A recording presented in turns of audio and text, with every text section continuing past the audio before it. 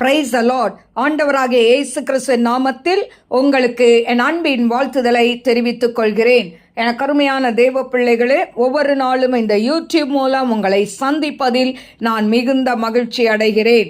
இந்த ஆடியோவை நீங்கள் கேட்டு தேவ ஆசீர்வாதத்தை பெறுவது மட்டுமன்றி, உங்களுக்கு அறிமுகமானவர்கள், உங்கள் நண்பர்கள், உங்கள் உறவினர்களுக்கும் இந்த ஆடியோவை அனுப்பி தேவனுடைய நாமத்தை மகிமைப்படுத்தும்படி உங்களை அன்புடன் கேட்டுக்கொள்கிறேன். இந்த நாளிலும் 2 சாமுவேல் 4ஆம் அதிகாரம் 1 வசனம். அப்னேர் எப்ரோனிலே செத்து போனதை சவுலின் குமாரன் கேட்டபோது அவன் கைகள் திடனற்று போயிற்று. இஸ்ரவேல் எல்லாரும் கலங்கினார்கள். சவுலின் குமாரனுக்கும் படைத்தலைவரான 2 பேர் இருந்தார்கள். ஒருவனுக்கு பேர் பானா, மற்றவனுக்கு பேர் ரேகாப். அவர்கள் பென்யமின் புத்திரரில் பேரோத்தியனாகிய ரிம்மோனின் குமாரர்கள். பேரோத்தும் பென்யமீனுக்கு அடுத்ததாய் எண்ணப்பட்டது. பேரோத்தியர் சீத்தாயிமுக்கு ஓடிப்போய் இந்நாள் வரைக்கும் அங்கே சஞ்சரிக்கிறார்கள். சவுலின் குமாரன் யோனத்தானுக்கு 2 காலும் முடமான ஒரு குமாரன் இருந்தான். சவுலும் யோனத்தானும் மடிந்த செய்தி இஸ்ரேலில் இருந்து வருகிறபோது அவன் 5 வயது உள்ளவனாய் இருந்தான். அப்பொழுது அவனுடைய தாதி அவனை எடுத்துக்கொண்டு ஓடிப்போனாள். அவள் ஓடிப்போகிற அவசரத்தில் அவன் விழுந்து முடவனானான். அவனுக்கு மேவி போசேத் என்று பெயர். போரேத்தியனான அந்த ரிம்மோனின் குமாரராகிய ரேகாபும் பானாவும் போய் இஸ்போசேத் மத்தியானத்திலே வெயில் நேரத்தில் படுக்கையின் மேல் சயனித்திருக்கும் போது அவன் வீட்டிற்குள் பிரவேசித்து கோதுமை வாங்க வருகிறவர்கள் போல நடு வீடு மட்டும் வந்து அவனை வயிற்றில் குத்தி போட்டார்கள். பின்பு ரேகாபும் அவன் சகோதரன் பானாவும் தப்பி ஓடிப்போனார்கள். அவன் தன் பள்ளி அறையிலே தன் கட்டிலின் மேல் படுத்திருக்கும் போது இவர்கள் உள்ளே போய் அவனை குத்தி கொன்று போட்டு அவன் தலையை வெட்டி போட்டார்கள்.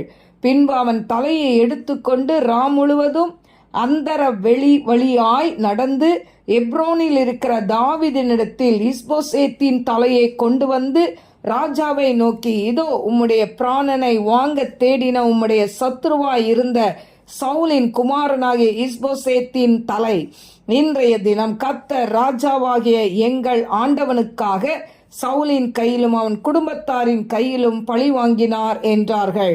ஆனாலும் தாவீது பேரோத்தியனான ரிம்னோனின் குமாரராகிய ரேகாபுக்கும் அவன் சகோதரன் பானாவுக்கும் பிரதியுத்தரமாக, என் ஆத்துமாவை எல்லா இக்கட்டுக்கும் நீங்களாக்கி மீட்ட கர்த்தருடைய ஜீவனை கொண்டு நான் சொல்கிறதை கேளுங்கள். இதோ ஒருவன் எனக்கு நற்செய்தி கொண்டு வருகிறவன் என்று எண்ணி சவுல் செத்து போனான் என்று எனக்கு அறிவித்து தனக்கு வெகுமானம் கிடைக்கும் என்று நினைத்தபோது அவனை நான் பிடித்து சிக்லாகிலே கொன்று போட்டேனே. தமது வீட்டிற்குள் தமது படுக்கையின் மேல் படுத்திருந்த நீதிமானை கொலை செய்த பொல்லாத மனுஷருக்கு எவ்வளவு அதிகமாய் ஆக்கினை செய்ய வேண்டும்?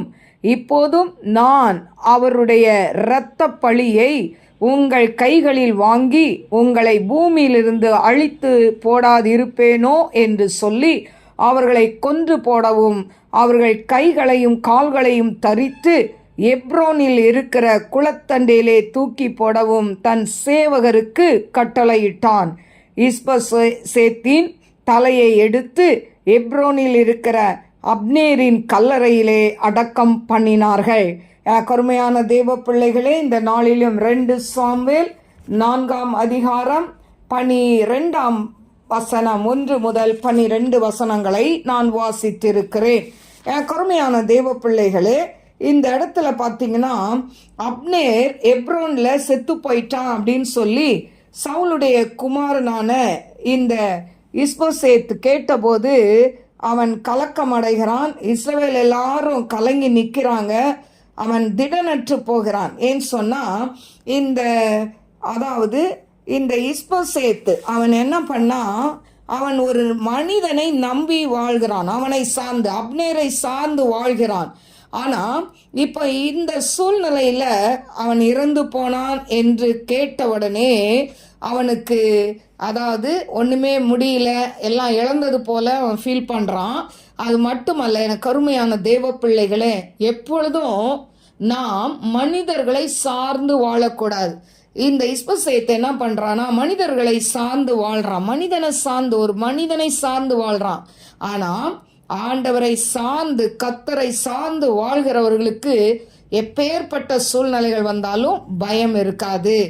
கருமையான தெய்வ பிள்ளைகளே, இப்போ பாருங்க, இதில் 5-8 வரைக்கும் நம்ம இதில் பார்த்தோம் என்று சொன்னால், இதில் பார்த்தீங்கன்னா நம்பிக்கை துரோகம். அதாவது ஒரு போர் வீரன் நேருக்கு நேர் நின்று போர் செய்யணும். ஆனால் இவன் என்ன பண்ணுறான், இந்த இடத்துல பார்த்தீங்கன்னா 2 பேர் போகிறாங்க. இவங்க யாருன்னா சவுலின் குமாரனுக்கும் படைத்தலைவரான 2 பேர் இருந்தார்கள். இந்த சவுலின் குமாரனுக்கு படைத்தலைவர்கள் 2 பேர் இருக்கிறாங்க. ஒருத்தன் பேர் பானா, இன்னொருத்தன் பேர் ரேகாப். இவங்க 2 பேரும் போகிறாங்க. இவங்க போய் கோதுமை வாங்குறவங்க போல இவங்க வீட்டுக்குள்ளே போய் அந்த இஸ்போசேத் அவங்க வீட்டுக்குள்ளே போகிறானுங்க.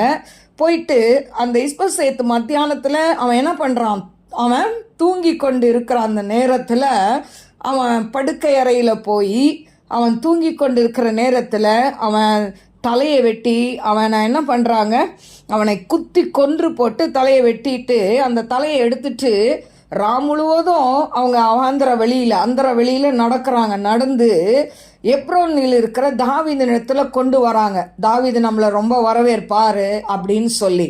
அப்போ என்ன சொல்கிறாங்கன்னா, இதோ நீ உங்களுக்கு சத்ருவாக இருந்தவன், உங்களுக்கு எதிராக இருந்தவர்கள் சவுலின் குமாரனாகிய இஸ்போசேத்தின் தலை இன்றைய தினம் ராஜாவாகிய உமக்கு உம்முடைய கையில் கொடுக்கப்பட்டது அப்படின்னு சொல்லி ஆண்டவர் பழி வாங்கினார்னு சொல்லி அங்கே போய் சொல்கிறான். கருமையான தேவ பிள்ளைகளே, நாம ஒரு காரியத்தை செஞ்சுட்டு ஆண்டவர் பழி வாங்கினாரா? இல்லையே. இவங்க 2 பேரும் போய் அவனை கொன்று அவங்க அதாவது தனிமையாக இருக்கும்போது போய் கொன்னுட்டாங்க. ஆண்டவர் சொல்லியா கொன்னாங்க இவனை? இல்லை. இங்கே ராஜாட்ட தாவீது ராஜா கிட்ட சொல்லும்போது இவன் சொல்கிறான், கர்த்தர் அவங்க கையில் பழி வாங்கியிருக்கிறாரு அப்படின்னு சொல்லி ரொம்ப சந்தோஷமாக கொடுக்கும்போது அவங்க ராஜா என்ன சொல்கிறாரு, என் ஆத்துமாவை எல்லா இக்கட்டுக்கும் நீங்களாக்கி மீட்ட கர்த்தருடைய ஜீவனை கொண்டு நான் சொல்கிறதை கேள் அப்படின்னு சொல்லிட்டு எனக்கு ஒருத்தன் நற்செய்தி கொண்டு வரேன்னு சொல்லி வந்தான். சவுலுடைய தலையை தூக்கிட்டு வந்தான். ஆனால் அவனை நான் என்ன பண்ணேன்னா அவனை சிக்லாக்கில் கொன்று போட்டேன். அதே போல் நீங்களும் இப்போ ஒரு தலையை தூக்கிட்டு வந்திருக்கிறீங்க. ஆனால் அவன் அதாவது ஒரு படுக்கையில் படுத்து கொண்டிருந்த ஒரு நீதிமான கொலை செய்து பொல்லாத மனுஷனாகிய உங்களை நான் சும்மா விடுவானா? நான் என்ன பண்ணுவேன், உங்கள் இரத்த பழியை உங்கள் கையிலேருந்து வாங்கி உங்களை இந்த பூமியிலேருந்து அழித்து போடாமல் இருப்பேனா அப்படின்னு சொல்லி அவனுங்க 2 பேரையும் என்ன பண்ணுறாங்க, கொன்று அவங்க கைகளையும் கால்களையும் வெட்டி என்ன பண்ணுறாங்க, எப்ரோனில் இருக்க குளத்தண்டையில் தூக்கி போட்டாங்க அப்படின்னு சொல்லப்பட்டிருக்கு. கருமையான தேவ பிள்ளைகளே, அதன் பிறகு இந்த இஸ்போசேத்தின் தலையை கொண்டு போய் எப்ரோனில் இருக்கிற அப்னேரின் கல்லறையிலே அடக்கம் பண்ணினார்கள் அப்படின்னு சொல்லப்பட்டிருக்கிறதை நாம் பார்க்கிறோம். இதிலிருந்து தாவீது ராஜாவுடைய அவனுடைய நீதி நியாயம் விளங்குகிறதை பார்க்கிறோம். அதாவது சவுல் உயிரோடு இருக்கும்போது இவனுக்கு எதிரியாக இருந்தாலும் இவனை துரத்தி இவனை சாகடிக்கணும்னு நினச்சாலும் அந்த அபிஷேகம் பண்ணப்பட்ட தாவீது அந்த சவுலின் மீது கரங்களை வைக்க மாட்டேன்னு சொல்கிறான். ஆனால் அப்படிப்பட்ட அந்த சவுலினுடைய குடும்பத்துக்கு இவங்க என்ன பண்ணுறாங்க, அதாவது இஸ்போசேத்தை அவங்க கொண்டு வரும்போது இந்த தாவீது என்ன பண்ணுறான், அவங்கள கொல்கிறதை அவங்கள சாகடிக்கிறத நாம் பார்க்கிறோம். எனக்கு கருமையான தேவ பிள்ளைகளே, அப்போ இந்த இடத்துல பார்த்தீங்கன்னா அவங்க அந்த கோழைத்தனத்தில் இல்லை. அவர் என்ன பண்ணுறாரு, தாவீது ராஜா நேர்மையாய் நீதி வழங்குறதை பார்க்கிறோம். எனக்கு அருமையான தேவ பிள்ளைகளே, நன்மையானாலும் தீமையானாலும் எதிரியானாலும் அவங்களுக்கு சரியான நியாயத்தை செய்கிறவராய் இருக்கிறதை நாம் பார்க்கிறோம். எனக்கு அருமையான தேவ பிள்ளைகளே, அதில் பார்த்தீங்கன்னா அந்த ராஜா சரியான தீர்ப்பு பண்ணி அவங்கள கொலை செய்து அவங்கள என்ன பண்ணுறாங்க, அந்த இடத்துல அதாவது தவறாய் போய் ஒரு மனிதனை, நீதிமானை கொலை செய்தது நிமித்தம் அவங்க 2 பேரையும் அவன் கொலை செய்கிறதை பார்க்கிறோம். எனக்கு அருமையான தேவ பிள்ளைகளே, இதில் இருந்து நாம் கற்றுக்கொள்வது என்னவென்று சொன்னால், எதிரியா இருந்தாலும் அவர்களை நேசிக்கிற இருதயம் வேண்டும். ஹல்லேலூயா. அந்த எதிரியா இருந்தாலும் அவங்களை நேசிக்கிற இருதயம் இல்லாட்டா ஆண்டவர் என்ன பண்ணுவார், அதாவது நம்ம கிட்ட கணக்கு கேட்பார். ஆனால் இவன் எதிரியான சவுலுடைய குடும்பத்தாருக்கு தாவீது எத்தனையோ தீமையை அனுபவித்தாலும் அவங்களுக்கு பதிலுக்கு நன்மை செய்கிறதை நாம் பார்க்கிறோம். எனக்கு அருமையான தேவ பிள்ளைகளே, இந்த நாளிலே நாம் கண்களை மூடி நாம் ஜெபிப்போம். அப்பா, அவன் நன்றியோடு சுதிக்கரபர தீரபா லபோரி அக்கரபல பரபல பரபா தூரபா கரபல பரபா ரீபா கரபா ஓரி கரபல பரபல பரபா தீபா லக்கா ஷல்பி ஹோதனை கரபல பரபா கரபா. ஆண்டவரே, நீங்க இறங்கி அற்புதத்தை செய்ய வேண்டுமாறு ஜெபிக்கிறேன் ஆண்டவரே. Hallelujah. Oraba liba karaba diba laba karaba riba karaba di laka shalo ribi karaba. I come ti leke sake mora hashalo ribi karaba. Oribi karaba diraba. Oribi kabara bala baraba karaba. ஆவியானவரே, உமக்கு ஸ்தோத்திரிக்கிறேன், துதிக்கிறேன் ஆண்டவரே. ஒரு நீதிமானை கொலை செய்த ஆண்டவரே, அப்பா உம்முடைய பிள்ளைகளை ஆண்டவரே, அப்பா உமக்கு ஸ்தோத்திரிக்கிறேன், துதிக்கிறேன்ப்பா. தாவீது சரியான ஆண்டவரே, அப்பா உமக்கு ஸ்தோத்திரிக்கிறேன், துதிக்கிறேன் ஆண்டவரே. தீர்ப்பு சொல்லி ஆண்டவரே, அப்பா அவர்களை கர்த்தாவே ஆண்டவரே கொலை செய்ய ஒப்பு கொடுத்ததை பார்க்கிறோம் ஆண்டவரே. அப்பா உமக்கு ஸ்தோத்திரிக்கிறேன், துதிக்கிறேன் ஆண்டவரே. அப்பா தாவீது ஆண்டவரே, அப்பா தகப்பனே ஆண்டவரே, உம்முடைய இருதயத்துக்கு ஏற்றவன் என்று சொன்னது போல அப்பா தாவீது ஆண்டவரே எல்லா இடத்திலையும் அப்பா நீதியை செய்கிறவனாய் ஆண்டவரே நீர் வைத்திருக்கிறாய். ஸ்தோத்திரிக்கிறேன் ஆண்டவரே. அப்பா இதை கேட்டுக்கொண்டிருக்கிற நம்முடைய பிள்ளைகள் ஆண்டவரே உமக்கு ஸ்தோத்திரிக்கிறேன், துதிக்கிறேன்ப்பா ஆண்டவரே. அபிஷேகம் பண்ணப்பட்ட ஆண்டவரே பிள்ளைகள் மேல் கை போட மாட்டேன் என்று சொன்னது போல ஏசப்பா, இந்த நாளில் எதிரியா இருந்தால் அவர்களை நேசிக்க ஆண்டவர்கள் அரவணைக்க நீர் கிருபை தர வேண்டுமாறு ஜெபிக்கிறேன் ஆண்டவரே. அவருடைய அன்பின் கரத்தில் நம்முடைய பிள்ளைகளை தாழ்த்தி ஒப்பு கொடுக்கிற இதை கேட்டுக்கொண்டு இருக்கிற ஒவ்வொரு பிள்ளைகளுடைய வாழ்க்கையில இருக்கக்கூடிய பகை, விரோதம், கசப்பு, வெறுப்பு எல்லாத்தையும் எடுத்து போடுங்க ஆண்டவரே. ஷபாலா கத ரைகா ஷலோ ரிகந்தரால கபிஹோதனை லஹிஷால ரபேகரபா ஓரபா லிபாரபா தீபா லபா கரபா ரீபா கரபா. ஆவியானவரே உமக்கு ஸ்தோத்திரிக்கிறேன், துதிக்கிறேன் அப்பா. இந்த நாள்லயும் கூட கர்த்தாவே மன்னிக்க முடியாத இருதயத்தோடு இருக்கிற ஒவ்வொரு பிள்ளைகளையும் ஆண்டவரே அப்பா மன்னிக்கிற இருதயத்தை கொடுங்க இசப்பா. ஆண்டவரே உமக்கு ஸ்தோத்திரிக்கிறேன், துதிக்கிறேன். எந்த பதவியில இருந்தாலும் தாவீது ஆண்டவரே ஒரு ராஜ பதவியில இருந்தாலும் சரியான தீர்ப்பு செய்தது போல இன்னைக்கு அப்பா ஆண்டவரே என்ன பதவியில மேலிடத்துல இருந்தாலும் ஆண்டவரே உமக்கு பயப்படுகிற பயத்தை கொடுங்க ஆண்டவரே. அப்பா உமக்கு ஸ்தோத்திரிக்கிற துதிக்கிற நம்முடைய கரத்தில் நம்முடைய பிள்ளைகளை தாழ்த்தி ஒப்பு கொடுக்கிறோம்ப்பா ஆண்டவரே. இந்த நாளிலையும் கூட கர்த்தாவே எங்களுக்கு நீதி கிடைக்கலையே என்று சொல்லி கலங்கி கொண்டு இருக்கிற நம்முடைய பிள்ளைகளுக்கு அப்பா நீர் நீதி செய்கிற தேவனா இருக்கிறபடினால ஸ்தோத்திரமாப்பா.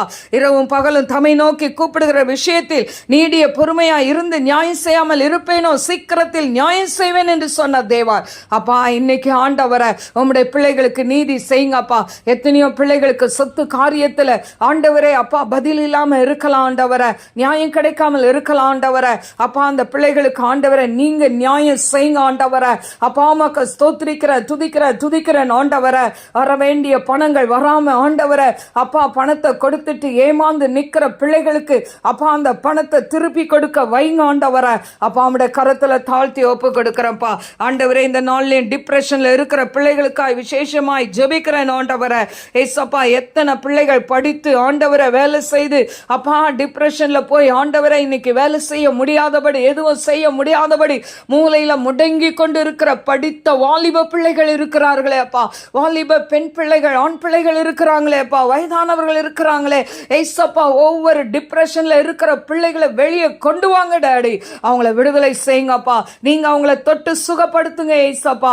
ஆண்டவரே அவங்க பிரெயின்ல அற்புதத்தை செய்ய வேண்டுமாறு ஜெபிக்கிறேன் ஆண்டவரே அப்பா. அவங்களுடைய கரத்துல தாழ்த்துக்கிறேன்ப்பா.